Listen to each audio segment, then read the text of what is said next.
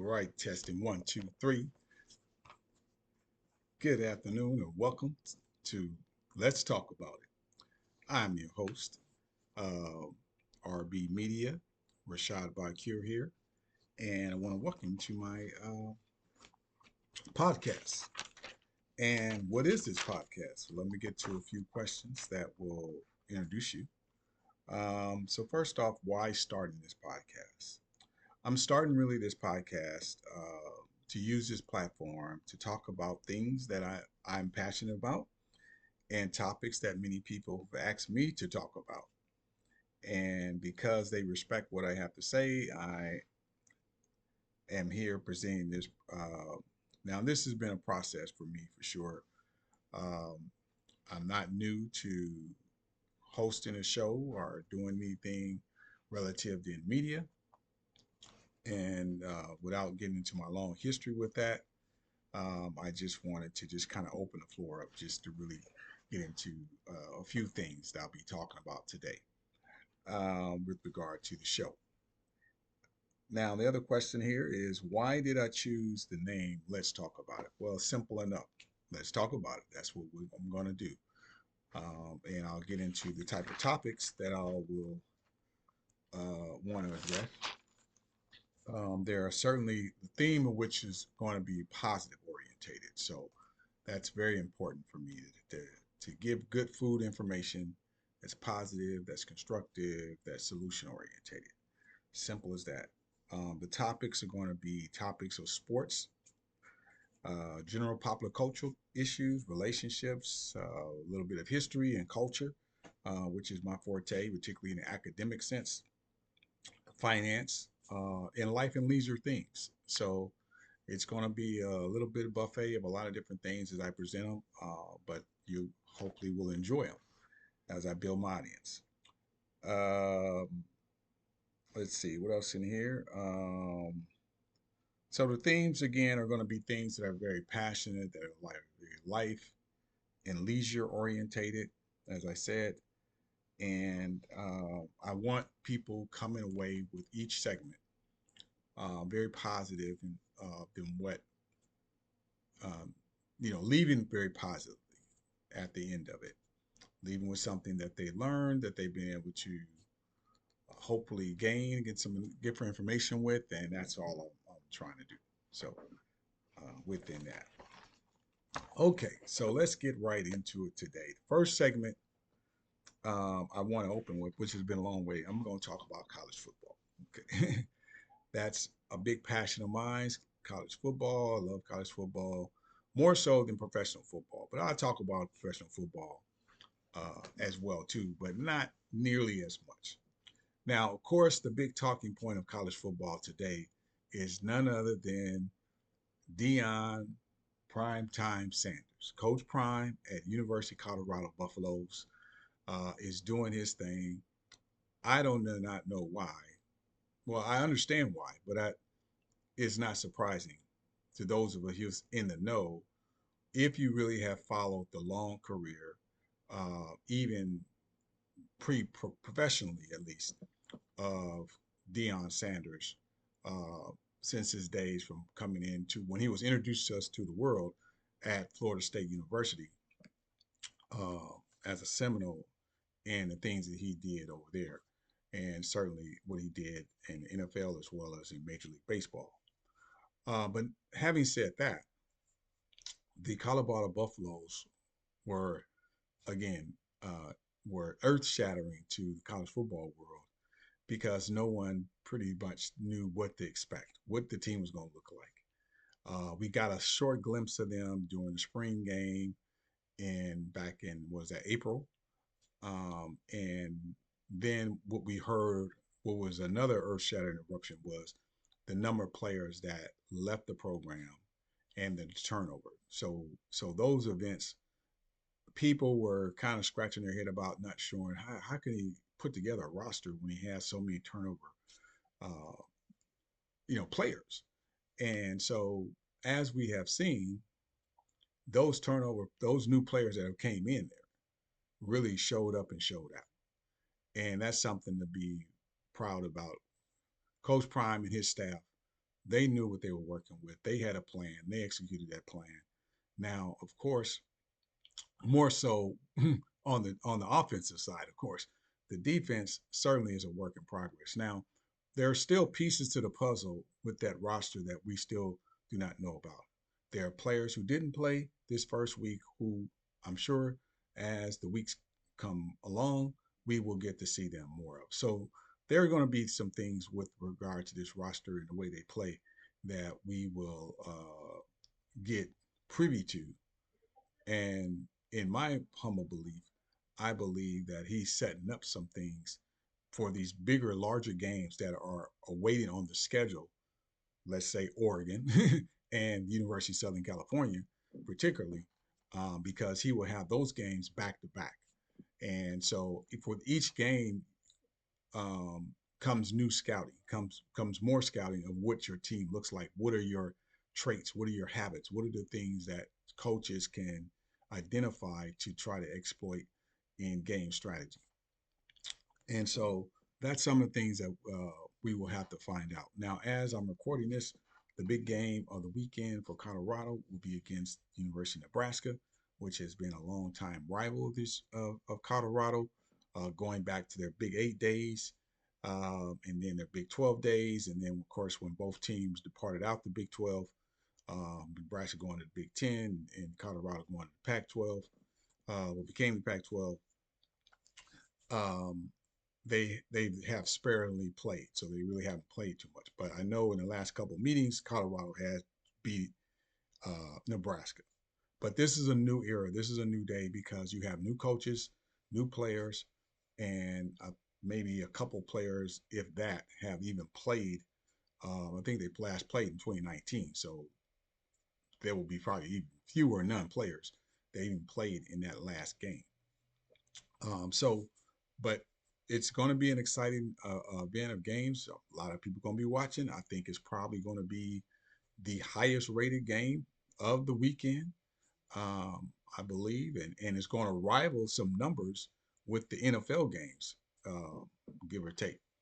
So, but it's going to be certainly a much watched game, a game that people are going to have a lot of eyeballs to see how legit this Colorado Buffaloes team is. They certainly are coming in ranked, so they certainly have the eye of national media, of course, and they got everybody talking about, including myself.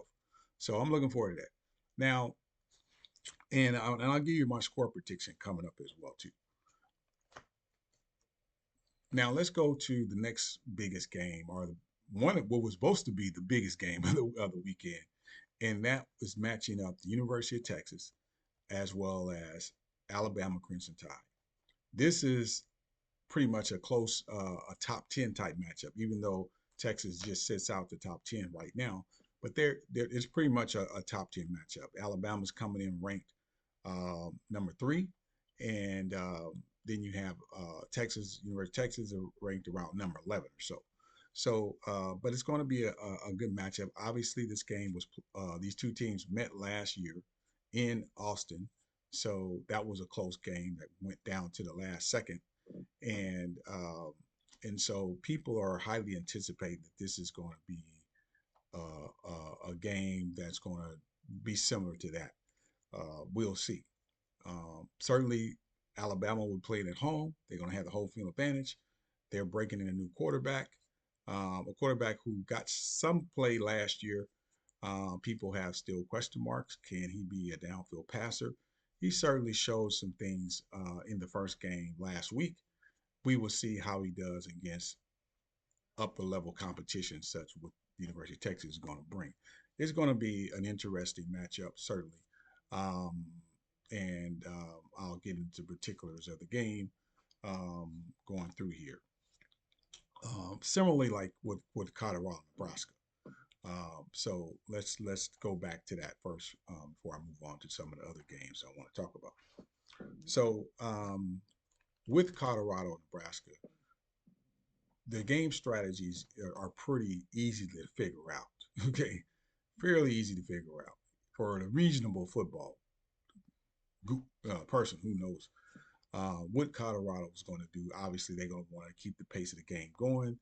That was very successful with that against TCU. So of course they're going to be chucking the ball. You know, you can expect them to throw the ball down the field a lot. They certainly going to want to do more in their run game to keep Nebraska on its heels. So as long as they're being effective with that and can make some plays, they certainly can do that passing the ball. So it's a matter of what are they going to do to add in the run game a little bit more. Um, and because this is going to be a game where Nebraska is going to want to run the ball. They're going to want to eat time clock off the clock to give Colorado fewer offensive chances, um, which will mean points because Colorado is going to challenge them to certainly try to score some touchdowns, um, which they obviously did very well last week. Now, the other thing with Nebraska, again, they're not going to want to throw the ball. If they get into uh, where they have to throw the ball a lot, then it's pretty much game over. Secondly, to that, if Nebraska is behind, I'm going to comfortably say by 10 points, then they're going to really, then their game plan is really going to be thrown off because that means they're going to have to play catch up, and they don't want to have to play catch up because that's going to mean they're going to have to throw the ball more, which is what they do not want to do. Um, they want to keep the game close enough where they're within striking distance, a score, whether that be a field goal, whether that be a touchdown. So that's why I'm saying 10 points or more. If Colorado gets ahead by 10 points or more, then if it's still early in the first half or something like that, there's no immediate pressure for Nebraska to start throwing away their run game plan to start trying to throw the ball. They still within distance. It's just if it's in the second half where those possessions will count more. And if they're getting a lot of three and outs or they're moving the ball and it's not about necessarily about field position, it's going to be about how many opportunities they're going to have to score. So if they're down by 10, they don't necessarily have to go for the home run and try to score a touchdown. They can score 3 points, and then now that brings them to a touchdown.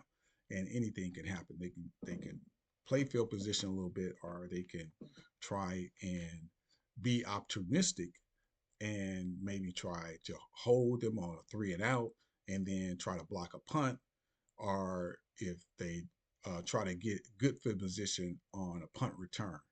So, and let alone if Colorado scores, then get a good kickoff return back, um, if that's possible, so that they certainly will have a shorter field to try to score. So those are going to be some key things to look at. Certainly, when it comes to the individual players to watch, you're talking about starting with the quarterbacks, Shedeur Sanders, um, who is right now one of the top candidates for the Heisman Trophy for this year, 2023.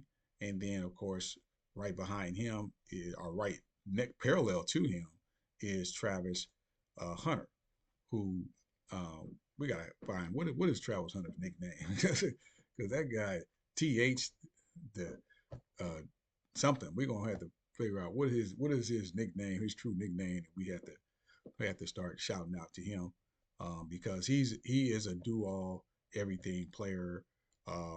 Certainly someone who reminds us all, certainly of his coach, who was a two-way player as well.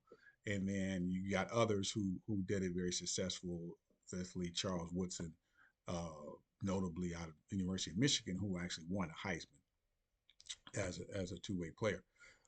And so, and they're certainly going to feed Travis Hunter the ball to build upon his high profile.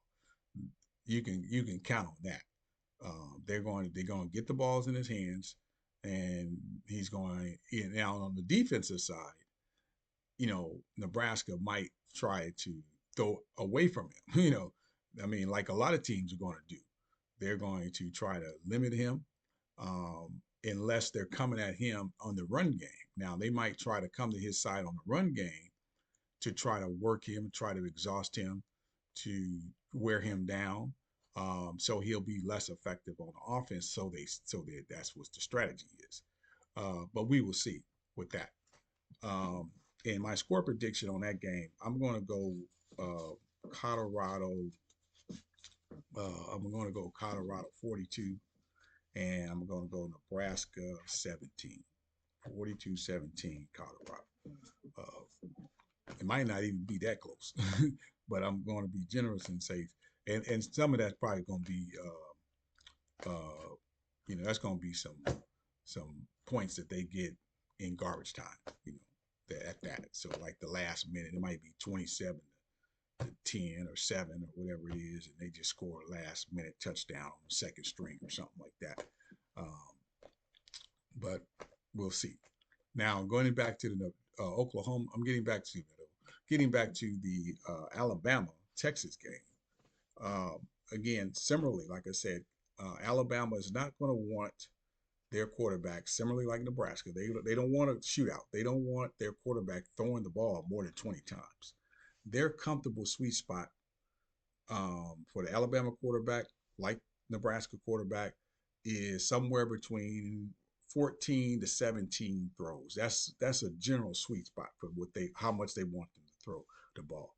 Both of these teams will more rely on wanting to run the ball, uh, balance offense, as opposed to being heavy-handed, especially in the passing game, because that's not their strength. Um, uh, in that sense of it. So Alabama's not going to necessarily want to be offensive. They're not expecting Milrow to throw the ball and for like 5 touchdowns, 300, 400 yards, and that kind of thing. That's not what they're looking for. They don't need him to do that.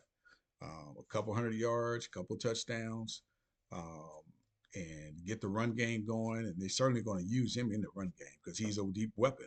He's probably the best running weapon that they have on that offense. So you will see a lot of that from them in terms of what happens with that. So here we go. My score prediction for the Alabama Texas game is drum roll.